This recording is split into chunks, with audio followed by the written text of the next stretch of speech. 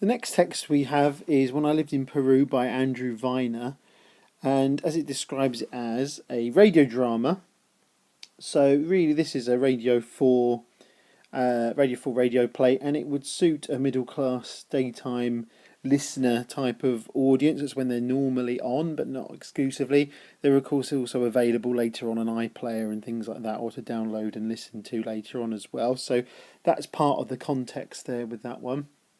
And so a lot of people would probably be listening to it live as it's radio form, but there's a bit of background to that one as well. So in terms of radio drama, they obviously only use the voices and they think in sound. So you're going to get like sound effects, you're going to get different things, maybe longer pauses and things like that to suggest scene transitions and the kind of stuff that when you actually listen to it you take for granted actually, but when you really think about the differences between this and say like a television or film script, there's quite a lot of differences when you think about the actual discourse structure of it and how it's laid out. And even before we've even looked at it closely, you can see on the actual page itself, you can see some things. If you actually compare this to a real film script or TV script, something visual, you'll see there's quite a few differences already. So this is never spend too long. I'd say never spend too long writing about some of these layout features and things like that. It is part of the discourse structure. Mention it kind of briefly, if possible, tie it into some other point that you're making as well. But these really are the generic conventions of the actual script itself.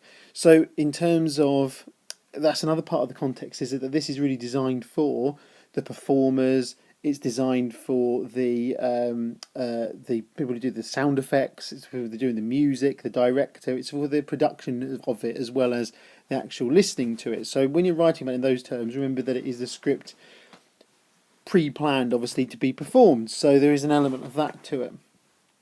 So if we start kind of looking at it in more detail there as well, there you go, get the lightsaber going, and you've got a monologue there to begin with as well. So this is part of our discourse structure of this. If you think about, again, radio drama, it's going to help the listeners visualise what's going on and help them keep track of what's going on and scene transitions and things like that if you've got a narrator.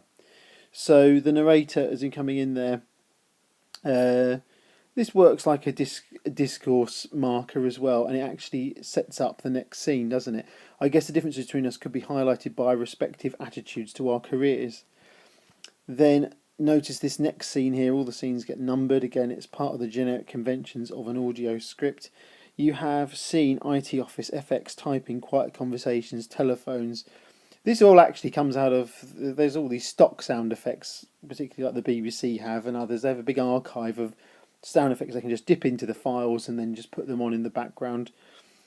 And if you're hearing these kind of sounds, then you know you're in an office. It helps the listener understand where you actually are. So this is all part of the discourse structure, and FX is an abbreviation obviously for sound effects. And door knock, this is a specific one obviously it's going to play so you know where you are. And this is following a kind of typical kind of office structure, the kind of the setting and the kind of words that they use as well. So you wanted to see me, Julian. This is a standard kind of politeness strategy, and you acknowledge the person that you're talking to, and particularly when it's someone who works above you. You know, it's someone in a superior position in your place of employment. And you've got some stage directions here for how the actor playing Julian will perform this. Older, avuncular, so presumably the actor might be older, but it could be an actor. A lot of the time they double up on voices sometimes in the radio drama as well, and you may not always notice if they're really good at it. And in this case it means he's kind of his voice will sound like a kind of kindly, older, friendly kind of voice. That's what he's got there. Yes, Martin, come in, have a seat. So this is all politeness.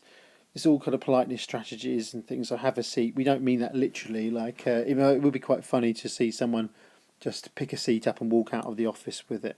But again, these are common politeness strategies. That's familiar collocation that we have in everyday conversation. FX door closing, office noise now muted. So this is actually going to be less distracting for the listeners. And you've got the FX there of the door knock, door closing. So you're setting up what's going on. These sentences for the stage directions and things use elision. So there's words missing from here that you would write normally because they're kind of like in note form, but they use elision is the word, Elision. You can just means leaving words out in this sentence. So Martin opens up with effectively what should be Phatic Talk. If it's about those bugs, we'll have a new version out next week. So Phatic Talk, it's really like oiling the wheels of conversation. And bugs, it's again a colloquial, commonly known word that's associated with software malfunctioning, isn't it? So it's also associated with the offices as well. No, it's not that. As you're probably aware, there's been a downturn. I was just thinking when I was preparing for doing this recording, downturn a few years ago was quite a common word. It was a real kind of word of the moment. And it's sort of died down a bit now, but it has connotations of the time that it's set in, which is like early 21st century, obviously, and associated with what was known as the economic downturn now, but there's a different name for it now, whatever they go for.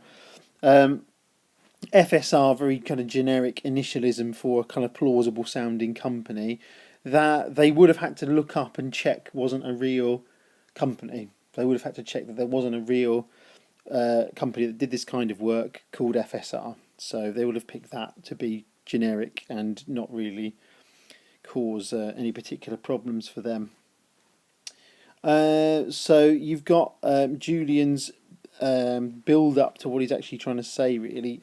You can think about, there's pragmatics is the thing to talk about here, in terms of there's an implication to what he's saying. So like a lot of companies, to cut costs, we're outsourcing our IT department. That's familiar collocation. It's familiar collocation particularly of like business lexis. And you could also say it's a cultural reference as well, because a lot of IT departments and things will get outsourced and call centres and things like that. So it links to that way. So you've got Martin's, I'll just move the page down a bit there. You have Martin's response. This is in our case to Tanzania. We have, I'm kind of settled here in London. So this is exploiting pragmatics for humorous purposes.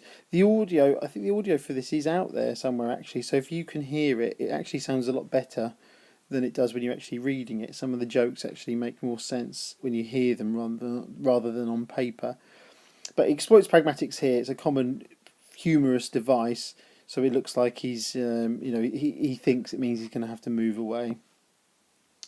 Then this is a hedge as well, kind of settled here in London, which is using to make what he's saying more fuzzy. So I'm kind of settled here in London. Again, uses pragmatics. The implication is that I'm happy working here. I don't want to move abroad. Then you have Julian's response. This is a typical kind of business euphemism. No, I'm afraid we're making you redundant. And it's a euphemism as well. You've got a minor interrogative sentence here as well with redundant. You've been here for 10 years now, right? And then you've got a tag question there. And again, this is using pragmatic. Well, the writer, Andrew Viner in this case, he's using pragmatics to create. This really is it's kind of realistic in how people talk.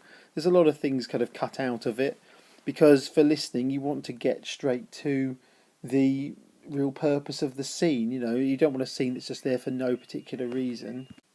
So a scene has to move the drama forward. It has to actually make things happen. It's got to be worthwhile actually including.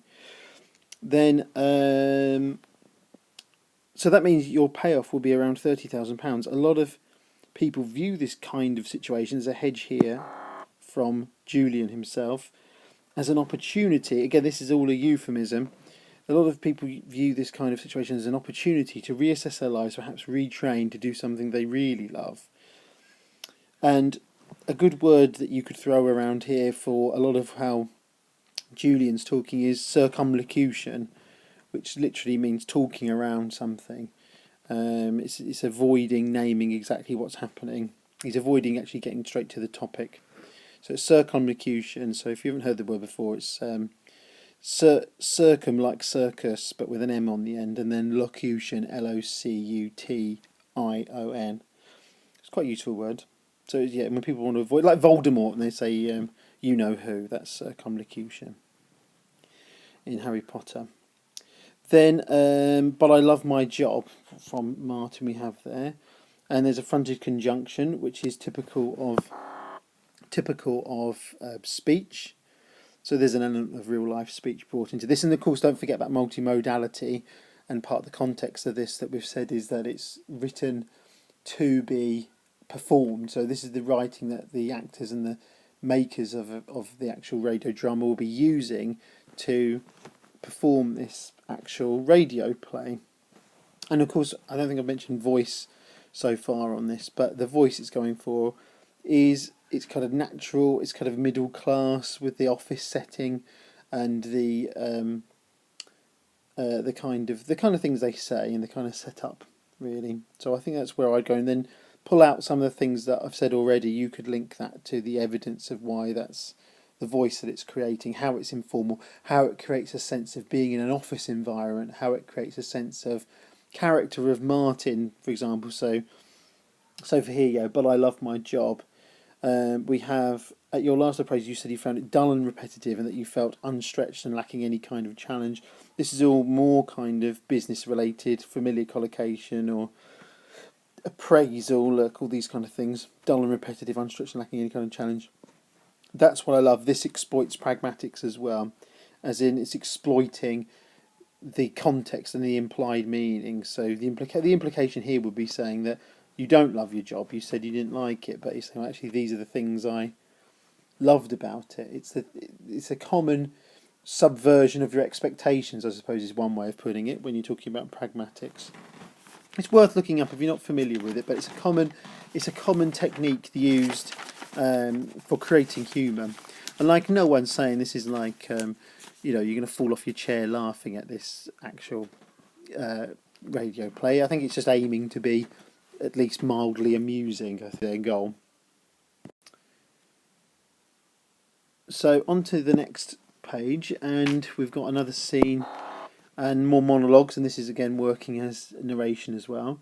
So we have an idiom here, an informal or a colloquial idiom. So that was my career down the toilet. Whereas yours, and this works as a discourse marker there as well. And again, think about you're changing the setting, changing the scene. So it says that the listeners can't see that it's Martin's flat, but FX champagne cork pop, 2 glasses poured. This all comes out of the MP3 data bank that they've got full of all these things, the archive of sound effects. So they'll use that, and that's helping. Now it's an informal setting, and we get another character. And also, whereas yours, it's worth mentioning here how it's using second person address. So the narrator isn't necessarily narrating to the audience. It's like he's narrating to the girlfriend Claire.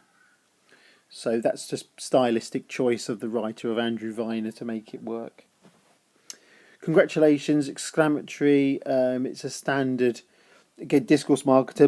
It's something people say, isn't it, when something good's happened. So there's things have been said before this, but notice it's jumped straight to this particular point. So it's just an acting promotion while this sounds like she's explaining it after she's said what it is before, but it's just an acting promotion while they reorganised me after the redundancies. London said they'd wait for me because of the extra projects, and I'll get a raise as soon as I get here. This is a common form of this is really what I'd say would be an inverted synecdoche.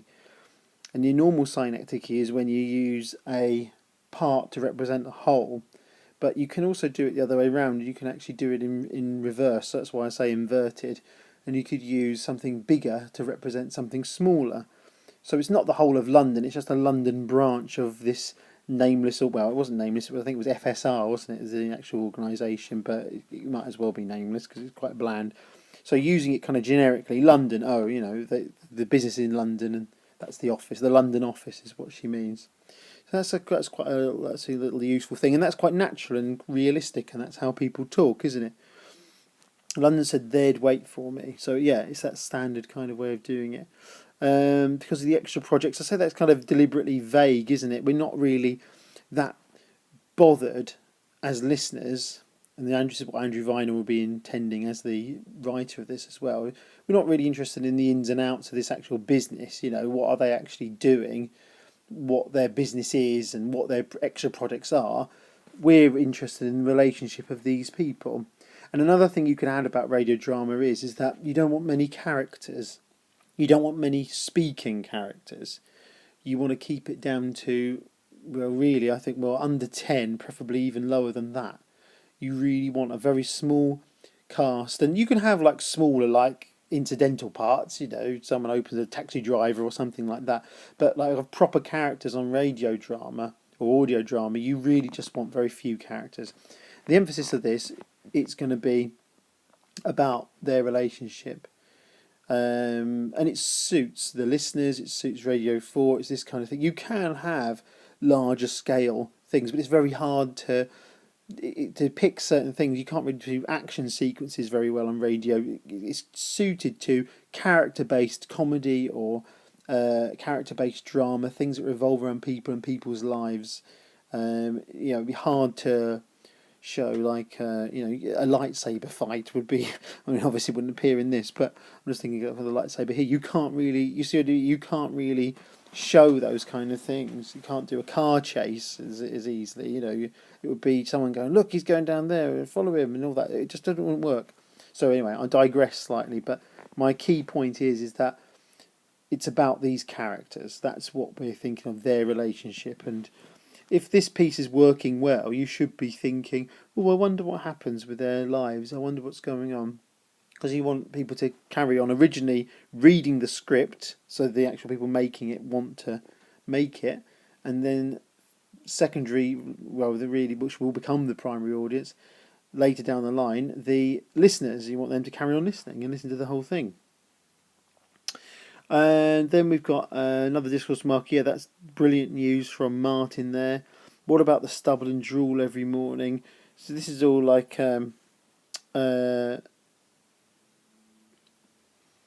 again, implications really. It's pragmatics of them living together and staying together, and about how their relationships going forward. A contraction there, obviously, that's like spoken English as well. Notice the sentences are short as well, so they're mainly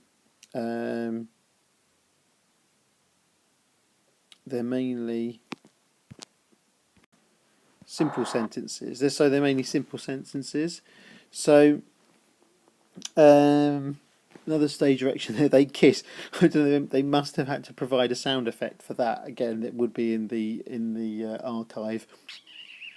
Sorry, I won't do that. That's awkward. And then another discourse marker. Anyway, what was your work news? Oh, nothing really. Cheers. There's a deliberate juxtaposition of Claire's success and Martin's lack of success as well. And again, there's circumlocution. He avoids talking about what's actually really happened at work. And then there's a normal standard kind of discourse marker, which then cheers will then signal that you're performing a toast as well. Glasses chink as well, so actual sound effects come in again there too. And you could mention that it switches from monologue to dialogue, and it follows that pattern. So monologue, dialogue. So we had the other character as well, didn't we, of Julian? So it kind of fits in with all that. So that's an overview of when I lived in Peru, and I hope you found that useful. And listen to all the others if you want to hear other ones for the Edexcel English Language and Literature Anthology. Thanks for listening.